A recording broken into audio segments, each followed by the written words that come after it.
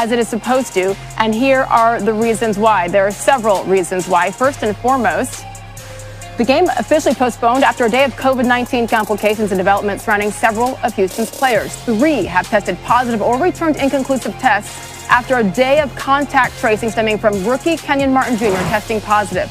More on that in a second. Also, the league determined that James Harden was in violation of the NBA's new safety protocols and would not be allowed to play tonight after this video surfaced on social media. It's recently, we don't know how soon, but it was recently of him at a club without a mask. The story has been developing throughout the day, and our Ramona Shelburne reporting that Harden has told the NBA investigators he thought he was in compliance with safety protocols. Harden and multiple witnesses at the event have told the league that he attended a seated dinner for a friend who'd been recently promoted at work. Harden said he entered through a separate entrance and sat in a separate area with his security detail and that he was wearing a mask. The 2018 NBA MVP also says he left the group and the event after right about 30 minutes. Let's take a look now at what Harden posted on his Instagram account because he is obviously upset. Here's the quote. "One thing after another. I went to show love to my homegirl at her event, not a strip club, because she's becoming a boss and putting her people in position of success. And now it's a problem. Every day it's something different. No matter how many times people try to drag my name under, you can't. The real always end on top." Let's bring in our Adrian Wojnarowski, who has been reporting on both of these Rocket stories all day long. And let's begin with the game itself. It was supposed to be the Houston Rockets and the Oklahoma City Thunder tipping off in Houston tonight at Toyota Center, and that is now off because there weren't enough players to play the game with all that's happening with the 3 that are right now sitting down because of COVID tracing. And then James Harden, as the league says, he violated some rules. How did we all get to this within the last hour? Well, Sage, certainly, as you said, the league mandates 8 players to start a game, and the Rockets simply didn't have them, and they were working with the league office all day, retesting and testing players in Houston, and a combination of injuries, of positive tests, and of contact tracing because KJ Martin, the rookie forward with the Rockets, had tested positive.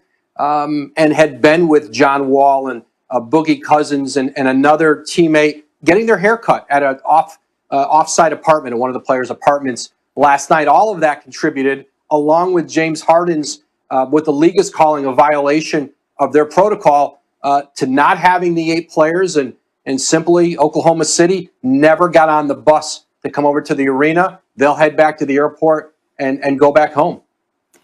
And oh, by the way, there are 2 rookie head coaches who are waiting to make their coaching debuts, Steven Silas and Mark Daigneault for the Oklahoma City Thunder. So everything is in a holding pattern right now. Interesting because the Rockets' next game is scheduled for Saturday, the day after Christmas, at Portland. So we're going to have to wait and see how this plays out because there's obviously a chance if all these players are sidelined that they won't be able to play that, get on a plane and play that game either in Portland. So we'll stand by for more news on that. But back to the James Harden specifically, because the league reviewed that video and they did deem him to be in violation of their COVID protocols. So he wouldn't have been eligible to play tonight. And hey, who knows? Maybe Harden being out number-wise was the difference between this game being played and not. Either way, what does this mean for him right now? Well, both he and the Rockets are waiting to find out what exactly it means. Is there a suspension on the way from the NBA? Is there punishment? Is he going to have to isolate and quarantine away from the team for an extended period of time? That seems almost, at the minimum, a likely outcome of this. And but as of now, neither Harden nor the Rockets have gotten word from the league. I'm told the league office is still working through this decision and how they're going to rule for James Harden. But certainly it impacts not just the Rockets, it impacts trade talks around the league. He's been at the center of conversations for the Rockets with teams around the league. And I think for the very near term anyway, I think it puts some of those on the back burner as teams wait to see what this means, in the short term for Harden. But listen, this is a Houston team that wanted to get off to a good start, wanted to be able to showcase Harden and John Wall on the court together. And it's unclear when they'll be able to do that. And as far as James Harden is concerned, if indeed he is fined for violating protocols, that means $284,000 per game. And again, who knows how many games it would be, and that still remains to be seen. Woj, I mean, this is incredible considering how difficult of a start it was for the Rockets, even in the preseason, with all the drama surrounding James Harden saying, as our reports, you guys have been reporting, that he wants out of Houston.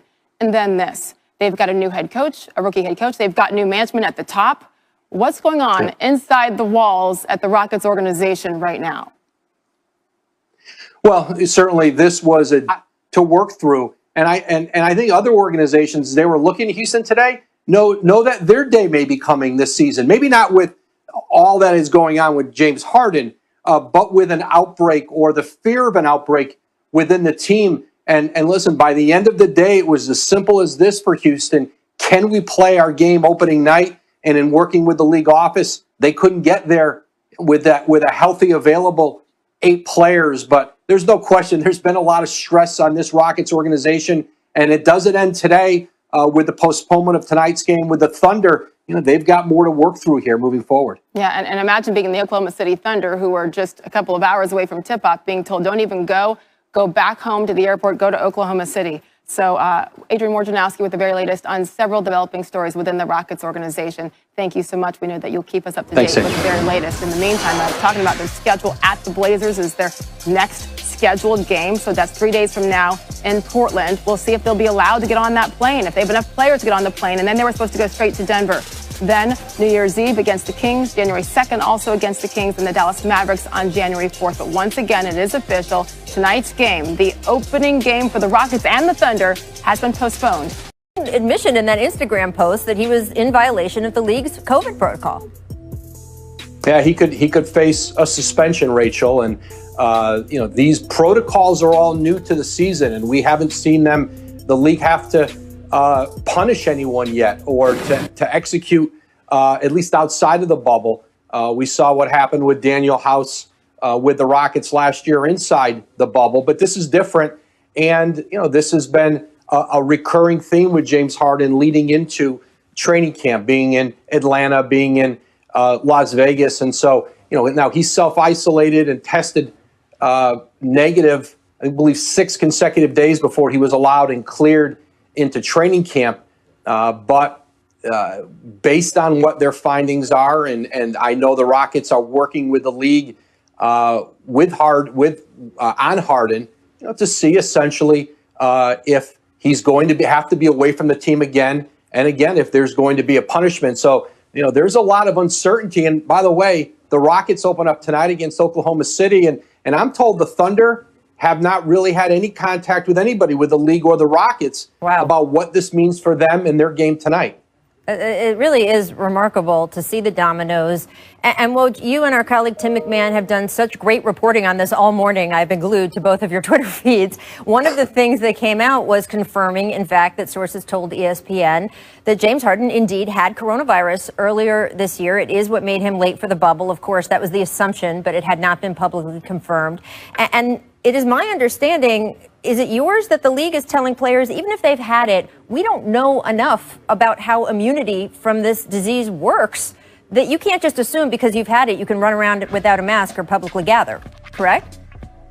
That's exactly right, Rachel. The rules don't change for you if you have previously tested positive and now just have the antibodies, or you've yet to have the coronavirus. The rules in place are the same. And so they wouldn't be different for James Harden or any other player or individual in the league who's going to be tested and be around his peers.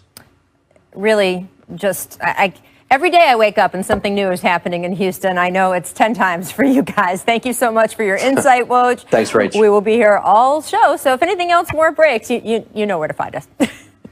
Okay, sounds good. I want to welcome back in Vince Carter, Kendrick Perkins. Guys, I want to start with you, Vince. What is your reaction to hearing the latest news on James Harden? Well, when I first heard about it, I was like, again? I was like, is this the same, the right. original one? So, I mean, I know he doesn't want to be there, and, he's doing everything he can to get moved. But Perk has said this for a long time now, is Houston Rockets have the keys, and they could do with him what they want. And another thing that he said, that they don't have to move him to the team that he wants to go to. Mm-hmm. So with all of the back and forth and not showing up and going here and going there, they can send you wherever they want to send you. and just deal with the consequences. Or, if he doesn't show up to practices, the games, and they play, they're going to continue playing with or without him. So he has to realize, I think if he wants to get moved, he just needs to just do what he needs to do.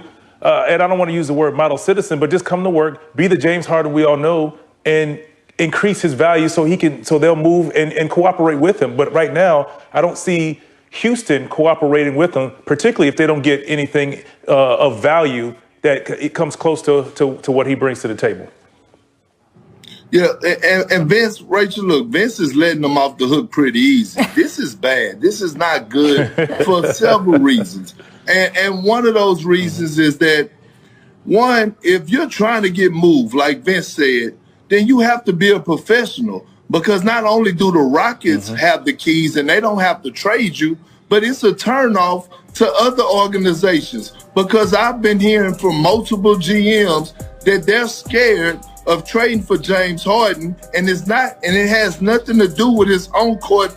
What he does on the court is what he does off the court, and they're scared that if they trade him, that he's going to be a bad example in the locker room because of things like this. And here's another thing that makes me so mad about this. And I love James as a person, but he is burning down the bridge for the younger generation. It's guys like Barkley, Magic, Michael Jordan, all these guys who paved the way for guys like James Harden to be making hundreds of millions of dollars. And right now, the way that James is acting, he's acting selfish, because for the simple fact, they have a younger generation that's coming up. And what's going to happen is the owners are going to go to the CBA when it's time to negotiate, and they're going to say, you know what, we got to discuss things like this. And you don't want to do that. You want to keep making it easier for the next generation of kids to be able to get paid hundreds of millions of dollars. So right now, I don't approve of anything that James is doing. And I saw his Instagram post. We're not trying to drag his name through the mud. He's creating these problems himself. We just have to address it. Yeah, I mean, look, again, I want to stress, the NBA in general, there's no morality thing here about its players going to strip clubs, because, gosh, guys, that's been happening for quite a long time. It's right now in coronavirus. It's the same issue with, exactly, you've heard that once or twice, Vince. It's the same issue with Lou Williams. There was no morality judgment about, oh, man, he was in a strip club.